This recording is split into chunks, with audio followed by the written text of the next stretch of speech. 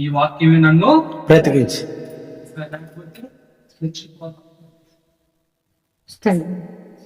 దేవుని వాక్యం అంత ప్రాముఖ్యమైనది.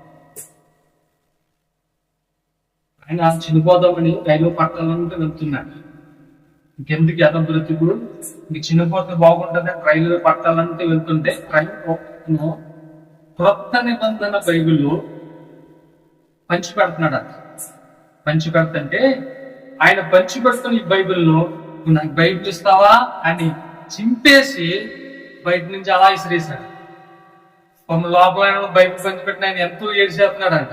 అయ్యి బాబు చెప్పచ్చు కదా బాబు, ఎందుకు చింపేసి పడేసావు అని అంటే, చింపేసిన బైబిల్ సగం చూసారా, ఆ బైబిల్ ఈ చనిపోతున్న వ్యక్తి దగ్గర పడ్డదా. స్తోత్రం కలిగిన చదువుదామని ఎలా తీసినప్పటికీ ఆ మాటలు చదివేసి నేను ఇంకా చనిపోనని డిసైడ్ అయిపోయాడు.